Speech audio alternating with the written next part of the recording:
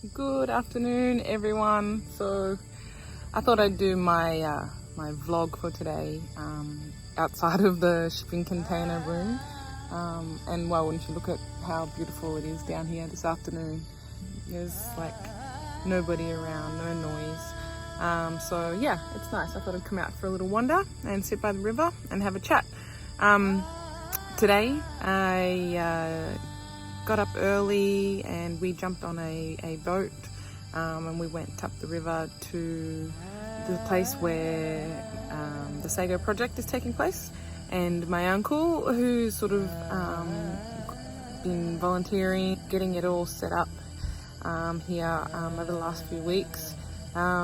Initially what he did this morning was just have sort of like a morning gathering and talk and update everyone on where the project's at.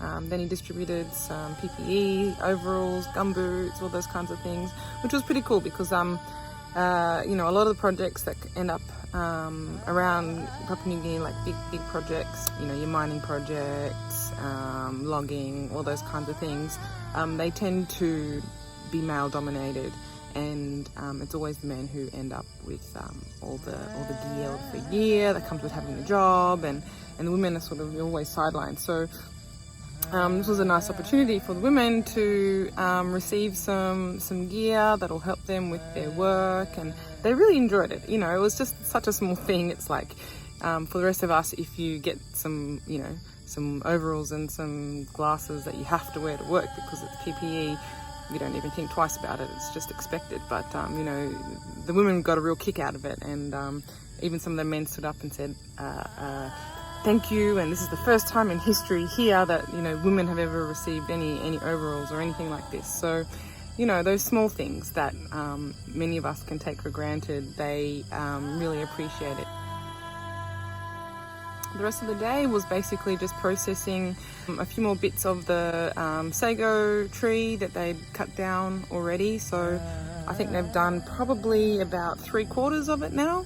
Today they yielded about 110 kilos from 3 80-centimeter long pieces, which were chopped up, put through the processor, then put through like a fine mesh by hand, squeezed by hand, and then, you know, washed down into a tub, and then you wait for the sediment to settle, then you get rid of all the water, and then you're left with like the sack product that people use to cook and eat.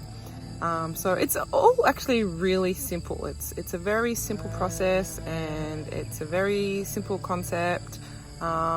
But you know what it does is it just takes out so much of the labor, cuts down the work time by so much, and by, you know, setting up clean water systems through collecting rainwater. You've got a really good quality product that has taken so much less time to create, so it frees up time for the women who are also doing so many other jobs, like you know, rearing their children and doing the cooking, etc., etc. So it just eases that burden a little bit for them, and you're also yielding almost double the amount that they would normally get in you know, much less time. So it's really cool. It was really cool to see that all in action, and to see how everyone really enjoyed taking part and taking their role seriously, and it was really nice. Beautiful people up here. Very interesting talkless or dialect or language that they have in this region. Something that I haven't heard before. And you know, like everywhere I go through Papua New Guinea, just, you know, really warm and welcoming. So it was a nice day.